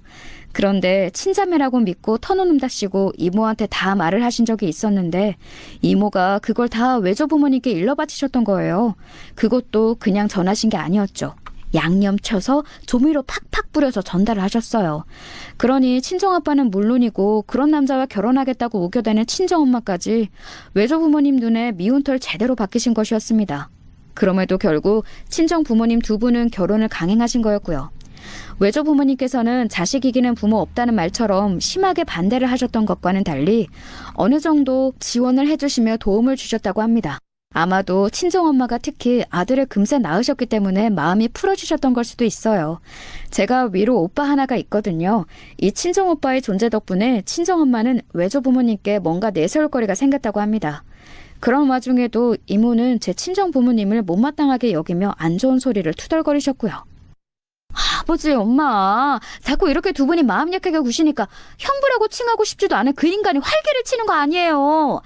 자꾸 도와주지 마시고 알아서 살게 좀 내버려 둬요. 망해봐야 정신을 차리겠죠. 애석하게도 이모의 말씀은 어느 정도 맞았습니다. 친정아빠는 계속 안 좋게 활개를 치고 다니셨거든요. 일이라는 걸 도무지 진득하게 하지 못하셨어요. 여러분도 혹시 주변에서 이런 유형의 사람을 접하신 적이 있나요? 남들이 보면 주의력 결핍의 한량으로 보이는데 자기 자신은 나는 자유로운 영혼이라고 하는 사람들이요. 친정아빠는 저에게도 자꾸 스스로를 허황되게 포장하셨습니다. 나는 방랑 시인이란다. 이 세상 어디든 내 예술의 원천이고 나는 어디든 자유롭게 논일 수 있지. 이렇게 말씀하시면 어렸던 저는 정말 그런 줄로 믿었습니다. 친정아빠가 세상에서 가장 자유롭고 멋들어진 사람으로 보였어요. 하지만 진실은 아니었죠. 가족들의 피를 말리시는 분이었으니까요. 되도 않게 구셨는데 상상력이 뛰어나니까 소설 작가가 되겠다고 하셨다가 어느 때는 갑자기 당신의 인생이 곧 영화라면서 수필 작가가 되겠노라 선언하셨다가 돌연 예술적 영감이 떠올라서 잠을 못 이룬다고 하시며 아무래도 밤마다 작업하는 그림쟁이의 길을 걷겠다고 하셨습니다. 자유로운 영혼은 담배가 필수라고 하시며 담배도 막 피우셨어요. 솔직히 예전에는 사람들이 담배를 아무 데서나 피우기는 했었죠. 버스에서도 피웠고 심지어는 식당에서도 그냥 피웠었죠. 그런데요, 적어도 집에서 자기 자식들 앞에서는 담배를 안 피우는 게 맞았다고 봅니다. 어린 자식들 앞에서도 담배 연기를 뿜어내는 친정아빠의 작태에 친정엄마는 부글부글 화가 끓어오르셨습니다. 그럴 때면 친정아빠가 태어나게 하시던 핑계가 있었어요. 어허, 모르는 소리 하지 말어. 내가 담배를 찾는 게 아니야. 담배가 나를 찾는 거지. 좀 아까도 그러더라고. 담배가 나에게 나를 어서 피워주지 않고 뭐해? 라고 물어보더라. 이 인간은 날이 갈수록 왜 이렇게 자기가 제정신이 아니라는 얘기를 아무렇지도 않게 하는 걸까? 내가 어쩌다 이런 인간하고 결혼을 해서 자식들을 낳고 사는 건지. 아이고, 내 팔자야. 친정엄마는 분통을 터뜨리며 당신의 가슴을 치셨지요. 그걸 보면서도 친정아빠는 마냥 해맑으셨어요. 저는 커갈수록 어렸을 때는 그저 멋지고 특별하게 보였던 친정아빠가 사실은 책임감 없는 한량이라는 사실을 인지하게 되면서 몹시 혼란스러워졌습니다. 친정엄마는 결혼하고 딱 1년 만에 친정오빠를 낳으시고 나서 골반을 잘못 다치시는 바람에 고생을 많이 하셨어요. 허리도 위험하지만 잘못 다치면 진짜 끝장나는 게 골반이라고 하더라고요. 그래서 오만 고생을 하시다가 기껏 다 나으실 때가 되니까 뱃속에 제가 생겼죠. 친정아빠는 한량, 친정엄마는 환자. 그렇다면 돈은 어디서 났을까요? 애가 둘이나 되는데요. 참고로 친정오빠하고 저는 4살 차이입니다. 학년상으로는 5살 차이였고요. 나이 차이도 애매하고 성별도 다르고 키우기 고역이면서 돈도 많이 들어가는 조합이었죠. 그럼 그 돈이 다 어디서 충당이 됐는가 하면 외갓집에서 났습니다. 외조 부모님이 지원을 해주셨던 거예요. 그럼 친가에서는 어떤 지원이 있었냐고요? 친할머니께서 자주 와주시기는 했습니다. 손주들을 돌봐주신다는 명목으로 시작되었었죠. 하지만 실상은 친정엄마를 부려먹으시는 것이었어요. 씁쓸하게도 저는 친할머니께서 친정엄마를 부리시는 게 너무 어렸을 때부터 봐온 장면이었기에 익숙해서 별 이상한 점을 못 느꼈었다는 겁니다. 게다가 어쩌다가 뵙는 외조부모님은 항상 저희 가족을 보면 가슴이 답답하시다며 한숨을 쉬셨기에 그런 분들보다는 활기찬 친할머니가 더 좋았어요. 뭘 몰랐기에 바보같이 그런 생각을 했던 겁니다. 시간이 지나며 제가 커갈수록 저는 눈치로 친할머니께서 오시면 친정엄마가 힘들어하신다는 걸 알게 되었기에 저도 눈치를 보기 시작했고요. 어머님, 애들 아빠가요. 이번에는 또 새로운 곳에 도전을 하겠다고 하면서 지방에 내려간 지 일주일이 다 되어가요. 그런데 연락 한 통도 없네요. 너는 왜 이렇게 조급하게 굴어? 머리도 좋고 공부도 잘했다고 하더니 영 아닌 것 같아. 너는 내가 보기에 알맹이가 없어. 인내심은 더 없고. 어머님, 이런 말씀은 안 드리고 싶었는데요. 애들 아빠한테 혹시 여자라도 생긴 건 아닌지 저는 그게 걱정이 됩니다. 바람이 났을 것 같아서요. 어머님은 그런 낌새 못 느껴보셨어요? 뭐야? 애미 너는 할 말이 있고 못할 말이 있지. 어떻게 그런 소리를 해? 너 오늘 나랑 어디 한번 해보자는 거야? 바람 같은 소리 안 해. 입 닥치고 너는 밥이나 차려.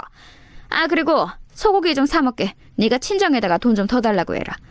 너는 어째 돈을 쥐꼬리만큼밖에 못 받아냈니? 네 친정에서는 네 위치가 고작 그것밖에 안 되나 봐? 우연히 들었던 친정엄마와 친할머니의 대화는 제 가슴을 철렁 내려앉게 만들었어요. 그 이후로 친할머니가 악독한 분으로 보였고 친정아빠가 이상하게 보였고 친정엄마가 불쌍하게 보였던 것 같네요. 특히나 그때로부터 얼마 지나지 않았을 때 저희 남매 앞에서 친할머니께서 이런 말씀을 하셨었거든요. 너희들 엄마 같은 사람을 내 아래를 두고 찍어내리니까 아주 속이 다 시원하다. 이게 바로 사람 맛이지. 바로 이런 재미로 인생 사는 거야. 나 서봉춘이가 이렇게 기세등등하게 살 줄 옛날에 상상이나 했겠어? 유복한 집안에서 걱정 하나 없이 살아온 얄미운 년을 내 며느리로 두고 갈고 먹으니까 재밌어서 미치겠네. 낄낄 웃으시는 모습이 마치 동화 속에 나오는 나쁜 마녀처럼 보였습니다. 그 당시에도 기분이 별로였는데 조금 더 시간이 흘러서 그때를 곱씹을 때마다 제가 얼마나 충격이었고 얼마나 화가 나던지요. 정말 황당했던 사실은 친정아빠가 정말로 바람이 나셨었다는 거예요. 친정엄마에게 꼬리를 밟히셨는데 그때 대셨던 핑계가 가관이었습니다. 내가 여자를 만난 게 아니야. 절대 안 그랬어. 나는 가만히 있었는데 그냥 여자들이 나에게 먼저 다가온 거야. 정말이야. 나는 결백해. 그건 마치 담배 논리와도 같았습니다. 담배가 먼저 다가왔다는 황당한 논리를 펼치셨던 분다 왔네요. 친정엄마는 가슴에 우라병이 생겼다며 우셨고 친정아빠는 두 번 다시 바람을 피우지 않겠다며 무릎을 꿇으셨습니다. 저는 그런 부모님의 모습을 보며 심란했죠. 다시는 바람을 안 피우시는 게 맞을지 친정오빠의 생각을 물어봤었네요. 야, 똥개가 똥을 끊지. 너는 아빠가 무릎을 꿇으셨다고 해서 설마 다시는 바람을 안 피우실 거라고 믿은 거야? 너 엄마한테 할머니 얘기 못 들었어? 할머니도 엄청 바람 피우셨던 분이잖아. 아빠는 할머니 아들이니까 분명 그런 점을 물려받으셨겠지. 뻔해. 그럼 앞으로 우리 가족은 어떻게 되는 거야? 오빠 혹시 우리 큰일 난 거 아니야? 너는 그걸 이제 알았냐? 그러니까 공부해. 자꾸 농땡이 피우지 말고. 우리가 살 길은 공부밖에 없어. 왜 그것밖에 없어? 생각해보니까 우리한테는 그래도 외갓집이 있잖아. 어떻게든 도움을 주시지 않을까? 제가 외조부모님을 떠올려냈을 때 친정오빠의 표정은 딱딱하게 굳었습니다. 한숨을 푹 내쉬더니 저한테 하여간 까불지 말고 공부나 열심히 하라고 그랬어요. 하지만 저는 귀담아 듣지 않았죠. 외갓집이라는 믿을 구석을 떠올리고 있었고 공부는 제 적성과 안 맞는다는 생각이나 하고 있었습니다. 그때 공부를 더 했어야 했는데 나중에 이 순간을 아주 후회했네요. 친정엄마는 날이 갈수록 몸이 말라가셨고요. 매사에 의욕이 없으셨습니다. 우울해 보이셨고요. 그래서 저도 언제부턴가 집에서는 마음대로 웃지도 못하고 표정 관리를 하면서 지냈습니다. 고작 저도 눈치가 보였는데 친정엄마는 지난 세월 얼마나 눈치를 보면서 지내셨을까 싶었네요. 못된 시어머니, 한량 남편, 그런 사람들을 옆에 두었으니 당신의 친정 집안에 얼마나 눈치가 보이셨겠나요. 발전 없는 저희 가족에게 외조부모님은 점점 인내심을 잃어가고 계셨는데 제대로 손절당하는 계기가 발생하고 말았습니다. 그건 바로 친정아빠의 도박 문제였어요. 즉흥적인 분이셨으니 도박판에 발을 들인 순간 빠져드는 건 시간 문제였을 겁니다. 드디어 한 곳에서 자리 잡고 일을 하시나 싶어서 저희 가족이 다 기뻐하고 있었는데 친정아빠는 새로운 일자리에서 만난 분들과 어울려서 도박에 눈을 뜨시더라고요. 성실하게 사회생활 하시느라 밖에 계신 시간이 긴 줄 알았는데 도박하느라 그러신 거였어요. 돈을 벌었다며 쓰신 것들은 전부 카드 빚이었고요. 도박만큼 강한 중독이 없다고 하더니 그 말이 정말 맞더라고요. 수중에 돈이 떨어지자 점차 재산을 탕진해 가셨습니다. 가장 먼저 친할머니의 돈부터 건드리셨고요. 그래서 친할머니께서는 뒷목 잡고 쓰러지셨어요. 병원에 입원을 하셨는데도 친정아빠는 도박판에 돈을 하고 친할머니 방문한도 안 오셨습니다. 카드빚부터 병원비까지 그리고 생활비까지 친정엄마의 벌이만으로 충당이 될 리 없었어요. 결국 외갓집에 손을 벌릴 수밖에 없었죠. 돈 달라는 어려운 말씀을 전하신 뒤 친정엄마는 울면서 혼자 밤늦게 소주잔을 기울이셨습니다. 그 모습을 보고 제 가슴이 꽉 막히는 듯 답답했어요. 친정오빠는 안 자고 그 밤에 조용히 공부를 시작하더군요. 이튿날 저희 집으로 이모가 찾아오셨어요. 돈 봉투를 친정엄마에게 던지셨습니다. 그리고는 친정엄마의 뺨을 때리셨어요. 집에는 친정엄마와 저뿐이었고 제가 놀라서 비명을 질렀습니다. 이모! 지금 뭐 하시는 거예요? 왜 우리 엄마를 때려요? 너네 엄마는 맞아도 싸. 능력만 없을 것이지 염치도 없고 머리에 든 것도 없는 남자를 끝내 못 놓고 감싸기만 하다가 지금까지 상황을 어렵게 끌어왔잖아. 이쯤 되니까 너네 아빠가 문제가 아니라 니네 엄마가 이상하다는 생각이 다 들더라. 너하고 네 오빠하고 앞으로 열심히 해서 너네 엄마 먹여 살려야 돼. 외갓집에서 더 이상 10원 한 장 지원 못 받을 테니까 연락도 하지 마. 알아들었지? 언니, 마지막으로 그거 받아먹고 제발 꺼지라는 게 우리의 뜻이야. 한 번만 더 연락하면 이번에는 진짜 아버지하고 엄마하고 두 분 다 화병으로 돌아가실지도 몰라. 그러니까 굶어 죽든 말든 알아서 하시고 절대 죽어도 연락하지 마. 이모의 차가운 눈빛과 발언에 제 심장이 얼어붙는 듯 했습니다. 친정엄마는 세게 얻어맞은 뺨을 부여잡으신 채 아무 말씀도 못하셨어요. 이모는 욕을 하며 나가셨고 남겨진 저는 친정엄마를 붙잡고 울었습니다. 울면서 별소리를 다 했던 것 같아요. 제발 이혼하라고 그런 말도 했었고요. 하지만 친정엄마는 이렇게 답을 하셨었죠. 그래도 내가 끌어안고 살겠다고 다짐한 남자인데 너희들 아빠인데 어떻게 버리겠니? 진짜 답답해서 미칠 노릇이었어요. 저는 상황이 어떻게 되나 보자는 심산으로 지켜봤는데요. 뾰족한 수도 없었습니다. 친정엄마는 당신께서 어떻게든 친정아빠를 고쳐놓으실 수 있을 거라고 믿으셨지만 아니었어요. 시간이 지나자 빚쟁이들이 집으로 찾아왔습니다. 친정오빠는 집에서 도저히 공부를 할 수가 없다며 학교에서 최대한 많은 시간을 보냈고 친구들 집을 전전하며 지내기도 했습니다. 친정아빠는 상황이 심각해지자 아예 잠적을 하셨어요. 연락도 소식도 없는 친정아빠를 기다리시던 친정엄마의 모습이 세상에서 가장 답답한 장면이었습니다. 얼마나 기고했는지 몰라요. 학교에도 빚쟁이들이 찾아와서 저는 전교에 소문이 다 났고 왕따를 당했습니다. 배를 굶기 일쑤였고요. 그러다가 거의 반년 만에 친정아빠가 늦은 밤중에 집으로 오셨어요. 그 집은 저희 가족이 살던 집이 아니라 새로 구한 작은 월세방이었습니다. 돈이 없어서 집도 다 빼앗기고 이사를 한 것인데 어떻게 알고 찾아오셨더라고요. 오셔서 하신 처음 한마디는 바로 이거였어요. 미안하다, 면목 없다 이런 게 아니었고요. 아이고 배고파. 어제부터 한 끼도 못 먹었어. 여보, 집에 먹을 거 좀 있어? 나 밥 좀 차려줘. 배고프니까 밥 달라는 것이었어요. 친정엄마는 그 와중에도 집에 있던 식량을 끌어모아서 친정아빠에게 밥상을 차려주셨어요. 친할머니께서는 아는 사람인지 남자친구인지 하시는 분에게 의탁을 하겠다고 하면서 사신 지 꽤 되었고 친정오빠는 친구들 집을 전전하며 지내고 있었는데 친정아빠는 그 두 사람의 행방도 묻지 않고 그냥 밥이나 잘 쳐드시더라고요. 기가 막혔습니다. 제가 진짜 미친 척하고 친정아빠를 한 대 칠까 했어요. 멱살에다도 잡을까 했죠. 그런데 옆에서 친정엄마가 저를 말렸어요. 밥 먹을 때는 걔도 건드리는 거 아니야. 그러니까 가만히 있어. 내가 알아서 할게. 대체 뭘 알아서 하신다는 건지 여태까지 알아서 하셨다가 이런 사태까지 끌어온 당사자가 친정엄마 같아서 제 속이 터졌는데요. 전에 없이 친정엄마의 눈빛에서 의연함이 엿보여서 참아봤습니다. 친정아빠는 희죽거리며 음식을 마저 드셨죠. 그리고 다 드셨을 때 친정엄마가 말씀하셨습니다. 다 처먹었니? 예전에는 당신이 뭘 어쩌든 먹는 모습을 보면서 처먹는다고 느껴지지는 않았어. 정이 남아있었기에 그랬겠지. 당신 생긴 것도 잘생겼으니까 먹는 모습이 안 믿기도 했고 그런데 지금은 처먹는 걸로 보인다. 갑자기 왜 이래? 당신답지 않아. 그간 잘 지냈냐고 어디 아픈 데는 없었냐고 그렇게 나한테 물어봐야 하는 거 아니야? 당신은 늘 그랬잖아. 과거를 따져서 뭐 하겠어 이제 와서. 방금 밥 차려준 건 마지막 작별 인사였어. 이혼하자. 제발 좀 이혼하자. 너무 늦었지만 이제라도 당신과 갈라서야겠어. 내 자식들한테 당신이라는 오명을 계속 묻힐 수는 없어. 이혼? 무슨 소리야 이혼이라니?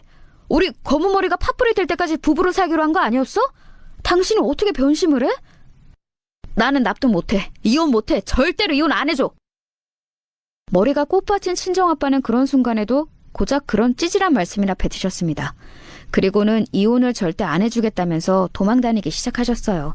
친정엄마의 몸에서는 사리가 나올 지경이었죠. 그날로부터 무려 3년이 지나서야 두 분은 이혼을 하셨습니다. 그것도 정말 간신히 이뤄진 거였어요. 두 분이 이혼을 하시고 2달 정도가 지났을 때 외할아버지께서 돌아가셨습니다. 건강이 계속 안 좋으셨다고 했어요. 친정엄마는 그것도 모르고 살았다면서 천하의 불효녀라서 죄송하다며 외할아버지의 영정 앞에서 눈물을 쏟으셨습니다. 그런데 이모가 곧 친정엄마를 쫓아내셨어요. 저희 남매도 함께 말입니다. 여기가 어디라고 와? 아버지 가시는 길에 죄를 뿌려도 유분수지. 아버지는 언니 같은 자식은 처음부터 없었으면 나았을 거라고 돌아가시기 전에 그렇게 말씀하셨어. 이모의 발언에 큰 충격을 받으신 친정엄마는 조용히 저희 남매를 데리고 발길을 돌리셨습니다. 왠지 모르게 저는 집으로 가는 내내 분한 눈물이 흘렀어요. 구질구질한 부분들만 가득한 제 인생도 싫었고 친정엄마의 인생도 싫었고 그냥 다 싫었습니다. 제가 눈물을 흘리고 있을 때 친정오빠는 각오를 다지고 있었어요. 정말 가감없이 인정해보자면 대단한 인물이에요. 친정오빠는 확실히 외탁을 했는데 그래서 머리가 좋습니다. 게다가 악발의 근성도 엄청나고요. 진작에 공부로 노선을 잡고 외길을 걸었어요. 집이 어떻게 쑥대밭이 되든 이 악물고 공부에만 매진을 했죠. 솔직히 보통 철면피가 아니고서야 학생 때 친구 집들을 전전하며 지내는 게 쉽지 않잖아요. 하지만 친정오빠는 그걸 해냈습니다. 집이 가난하다고 빚쟁이들이 따라다닌다고 그런 것들도 당당하게 밝히며 행동했죠. 보통 대범한 성격이 아니었던 거예요. 그런 친정오빠의 기계를 알아본 친구들이 몇 있었는데 그 친구분들 전부 다 미래에 성공을 거뒀답니다. 사람 볼 줄 아는 눈을 가졌으니 역시 그 당사자들도 보통 내기들이 아니었던 거겠죠. 당연히 친정오빠는 은혜 입은 그 친구들에게 훗날 확실하게 보답들을 했고요. 정신없는 사정에도 친정오빠는 묵묵하게 성공 가도를 달리며 친정엄마의 가슴에 진 응어리를 풀어드렸습니다. 특히 외갓집 재산 문제가 불거졌을 때 활약을 제대로 했었죠. 알고 보니까 이모가 엄마의 몫까지 외갓집의 재산을 다 낼름해버리려고 하셨던 건데요. 친정엄마는 나는 받을 자격 없다며 자책하셨지만 친정오빠가 직접 외할머니와 외삼촌께 연락을 드려서 따로 자리를 가졌습니다. 그리고 여전히 그 두 분이 친정엄마를 가슴에 품고 있음을 확인하였고 지난 세월 이모가 중간에서 이간질을 해왔다는 비밀도 밝혀냈어요. 저희 가족이 부족한 모습만 보이면서 민폐를 끼쳐온 건 잘 인지하고 있습니다. 너무 늦었지만 이제나마 제가 지난 과오를 지우겠다는 마음으로 잘하겠습니다. 믿음직스러운 친정오빠의 모습을 보며 외할머니께서는 울음을 터뜨리셨고요. 저도 친정오빠에게 뒤처지지 않는 동생이 되고 싶었어요. 저 스스로 부족한 걸 알고 있었고 한계가 명확했지만 더 이상 환경 핑계를 대면서 게으름 피우기 싫었습니다. 그런 핑계를 대기에는 똑같은 집에서 태어나 자랐지만 훌륭하게 자란 친정오빠라는 사례가 있었으니까요. 사실 저는 집안이 어려우니까 대학을 가지 않았고 일찍 공장에 다녔는데요. 뒤늦게 마음을 다잡고 대학에 들어갔습니다. 남들이 졸업할 나이에 신입생이 되었죠. 뭐든 남들보다 늦었어요. 졸업 후에 꽤 괜찮은 직장을 잡았는데 남들보다 신입치고는 나이가 많았습니다. 은근히 저를 따돌리는 여직원들이 있었어요. 얼굴 때문에 가산점을 받아서 들어온 거 아니냐며 저를 음해했고 유치하게도 저에 대한 이상한 유언비어도 자기들끼리 퍼뜨렸죠. 그러나 저는 눈 하나 깜짝 안 했습니다. 그 어떤 정신나간 공작을 벌여도 진짜 제대로 정신나간 사람을 치나버려 둔 나를 흔들 수는 없어 이것들아. 암만 해봐라 내가 꼼짝을 하나 안 하나. 저를 향한 노골적인 괴롭힘들이 이어졌으나 저는 아무렇지도 않았습니다. 빚쟁이들이 친정엄마의 멱살을 잡고 흔드는 걸 막으려다가 그 팔꿈치에 찍혀서 쌍코피를 줄줄 흘려본 적도 있는 저인데 학교에서 전교생한테 왕따도 당해봤는데 여직원들의 깜찍한 괴롭힘 따위 가렵지도 않았죠. 그런데 꿋꿋한 저를 좋게 봐주시는 분들이 점점 생겨났어요. 일단 제 상사가 저를 좋게 평가하기 시작했죠. 생긴 것과는 달리 근성이 넘친다고 말을 해주더니 더 윗선에도 제 이야기를 좋게 전해주었습니다. 그게 엄청난 효과를 만들어냈어요. 왜냐하면 어느 날 차장님이 저를 부르시더니 혹시 남자 소개를 받지 않겠냐고 그러신 거예요. 저의 불행한 환경을 이용해서 저를 어떻게 해보려는 이상한 놈들만 겪어왔던지라 연애는 별 생각이 없었으나 높으신 분이 권하는데 거절할 수는 없어서 알겠다고 그랬죠. 차장님께서는 무려 당신의 사촌 조카를 저에게 소개시켜 주셨습니다. 나이는 저보다 1살 위였고요. 생긴 것도 괜찮았고 직장은 더 괜찮았고 집안은 거기서 더 괜찮았습니다. 저는 생각했죠. 나이도 어리지 않은 저 같은 게 이런 남자와 만날 수는 없을 거라고요. 하지만 결과적으로 그 남자가 제 남편이 되었습니다. 믿거나 말거나 남편이 말하기를 저한테 한눈에 반했다고 하더군요. 성실하고 강단 넘치는 건 보통 얘기가 아니고 생긴 것도 예쁘다고 딱 그렇게만 듣고 억지로 자리에 나갔었는데 연예인 뺨치는 미모의 소유자가 앉아있는 거야. 나는 그래서 사실 당신 보자마자 결심을 해쳤어. 아, 나는 저 여자하고 꼭 결혼을 해야겠다. 저 듣기 좋으라고 아부를 하는 것 같긴 하죠. 그래도 제가 친탁을 하는 바람에 어디 가서 외모가 꿀린 적이 없긴 했기 때문에 그 덕을 좀 본 것 같아요. 시댁에서는 제 배경을 들으시고 떨떠름해 하셨다가 저를 직접 대면하시더니 그래, 결혼해라. 이렇게 흔쾌히 허락을 해주셨거든요. 시댁은 잘 사는 집안이었습니다. 자식 농사도 잘 된 집안이었죠. 3남매 중 첫째인 시누이는 예술 전공자였는데요. 유럽에서 고등학교, 대학교, 대학원을 나왔습니다. 부동산 재벌 집안에 시집을 갔고요. 둘째인 제 남편은 대기업에 재직 중이었는데 전도 유명한 부서에 몸을 담고 있었어요. 셋째가 남편의 남동생이었죠. 나이 차이가 많이 나는 집안의 누뚱이었어요. 저희 부부가 결혼할 때 아직 열심히 공부를 하고 있던 학생이었죠. 성적은 전교권에서 놀았고요. 시동생은 원체 내성적이고 얌전한 스타일이었어요. 자기 얘기도 잘 안 했고요. 조용한 인물이 시동생이라서 저는 냅신 다행이라고 생각했었네요. 아무튼 저는 무사히 결혼해서 무사히 살아갔습니다. 예전에 하도 마음고생을 하셔서 친정엄마의 건강이 들쑥날쑥 하시다는 것만 빼면 걱정거리가 없었죠. 저희 가족을 너무 싫어하시는 이모 때문에 속상한 순간들도 있었고요. 그래도 이래저래 일상이 흘러갔습니다. 저는 어느새 아이 둘 엄마가 되어 있었죠. 어렸을 때 저는 친정엄마가 이해 안 되는 순간들이 많았고 미울 때도 많았는데 제가 엄마가 되어보고 나니까 과거의 그 부정적인 감정들이 모두 녹아내리더군요. 자식들을 낳고 나서 제 세상은 달라졌어요. 삶을 대하는 자세가 달라지더라고요. 열심히 집안일을 하며 남편을 챙기고 아이들을 키우면서 시댁도 오가면서 그렇게 정신없이 사는 일상에 물들어져 있을 때였습니다. 시동생은 장성에서 금융권에 종사하는 인재가 되어 있었고 결혼을 전제로 만나는 여자친구도 있었는데요. 슬슬 결혼 생각을 하고 있다고 밝혀왔어요. 왜냐하면 시동생의 여자친구, 즉 예비 동서가 목표로 하던 것을 잃었기 때문이라고 했습니다. 결혼하기에 좋은 시기가 왔다고 하더군요. 예비 동서가 이룬 목표는 바로 검사였어요. 예비 동서는 검사였습니다. 시동생이 하도 자기 얘기를 안 하니까 그 사실은 몰랐어요. 예비동서 쪽에 연상이라는 것 정도만 알고 있었는데 검사라니 너무 대단하더라고요. 결혼 이야기는 순조롭게 흘러갔고 예비동서는 자기 시댁에 드나들기 시작했습니다. 바쁜 일정 와중에도 시댁의 얼굴을 충실하게 비추더라고요. 그런 자세가 너무 좋아 보였네요. 하지만 그건 어느 날 시댁에서 마주친 예비동서가 저와 단둘이 있는 순간이 되자 저를 취조하듯 태도를 취하기 이전까지만 그랬죠. 형님은 혹시 그런 건가요? 현대판 신데렐라? 네? 현대판 신데렐라요? 지금 그거 설마 제가 결혼으로 큰 이득을 보며 산다고 그런 뜻으로 하는 소리예요?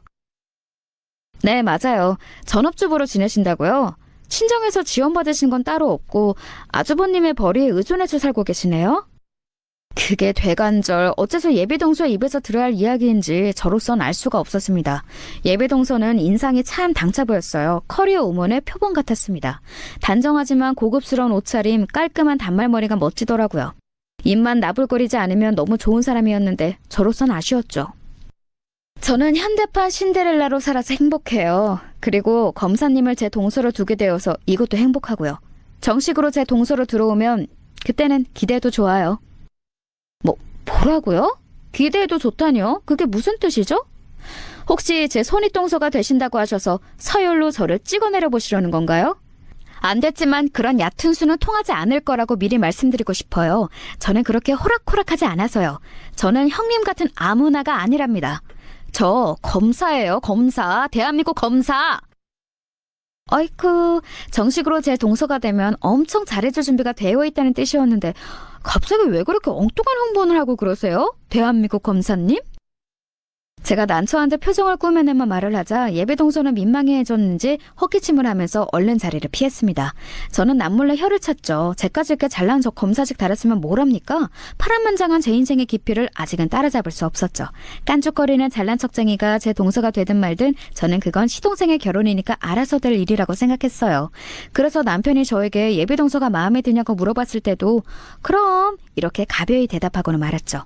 하지만 설마 이 예비동서 앞에서 제가 창피스러운 광경을 들킬 줄은 몰랐습니다.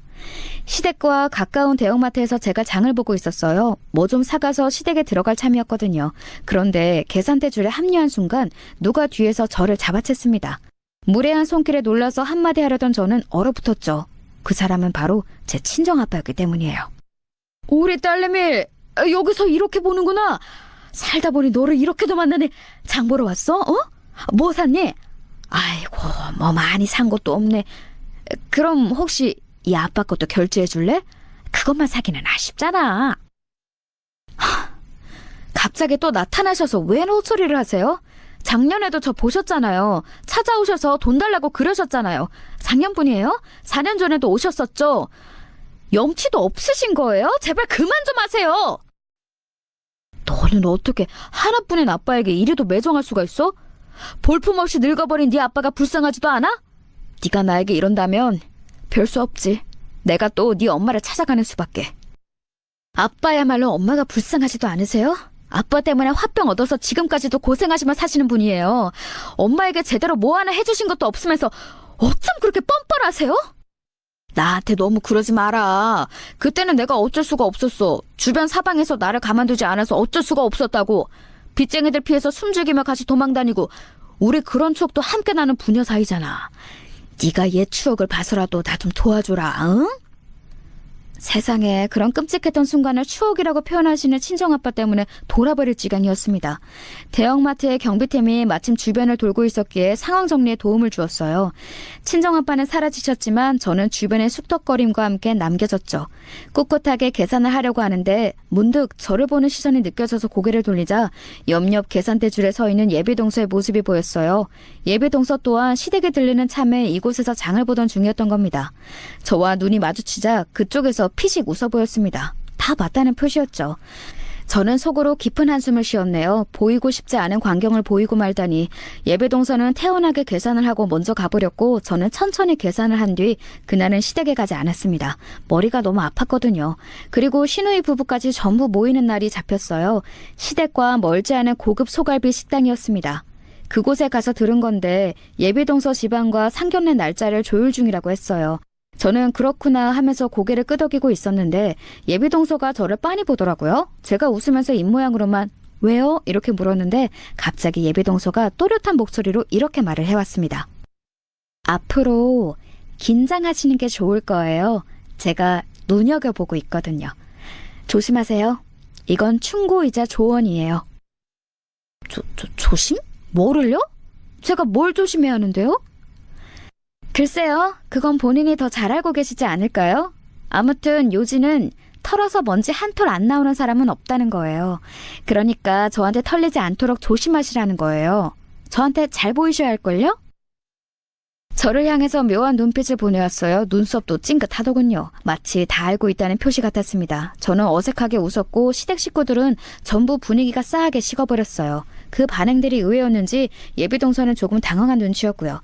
시누이가 맥주 한 잔씩 하자면서 대화를 돌리는 바람에 다행히 분위기는 전환이 되었는데요. 그럼에도 다들 미묘한 기색들은 지우지 못한 채였습니다. 그것을 예비동서가 이상하게 여기는 것 같길래 예비동서가 화장실을 가겠다며 일어섰을 때 제가 따라 나섰습니다. 이유를 알려주기 위해서였죠. 화장실로 향하는 복도 문득 뒤를 돌아봤다가 저를 발견한 예비동서가 흠칫했습니다. 뭐예요? 지금 저 따라오신 거예요? 저한테 한 번만 봐달라고 하시려는 참이죠? 수상쩍은 친정아버지를 두신 게 적잖이 수치스러우신 모양인가 봐요. 수치스러운지 아닌지 그건 그쪽이 알 필요 없고 혹시 김원재 부장검사가 누군지는 알고 있어요? 부장검사요? 알고 있다면 어쩔 건데요? 갑자기 그런 엉뚱한 소리는 왜 꺼내세요? 저는 예비동서에게 한 발짝 더 가까이 다가갔고 귓가 근처에 대고 속삭이듯 말해주었습니다. 시댁 식구들의 분위기가 쌓여진 이유였죠. 그 부장검사가 내 친정오빠니까 그렇지 망하려나. 그 즉시 예비동서는 얼굴에서 핏기가 싹 가셨고 제 표정을 살펴보더니 진짜라고 금세 결론을 내린 모양이었어요. 우선 허리를 숙여서 저한테 인사부터 올리더라고요. 죄송합니다. 제가 전혀 알지 못하고 너무 건망을 떨어버렸네요. 정말 죄송합니다. 반성하고 있으니 한 번만 봐주세요. 글쎄요. 그 한 번만 봐달라는 말이 간절한지 아닌지 아직 가늠이 안 돼서 생각 좀 해볼게요. 볼일 보고 천천히 와요. 나는 많이 먹고 있을 테니까. 저는 아무렇지도 않게 환하게 웃으며 예비동서의 등을 두드려 주었고 먼저 자리로 돌아왔습니다. 시댁 식구들이 제 표정을 살피더니 짐작들을 하더군요. 남편이 저에게 귓속말 알려주었어요. 제가 예비동서를 따라서 자리를 뜨자 시부모님이 시동생을 혼냈다고요. 왜 제 친정오빠의 이야기를 예비동서에게 미리 안 전해줬냐는 잔소리였다네요. 예비동서가 자리로 돌아온 건 몇 분이 지난 후였어요.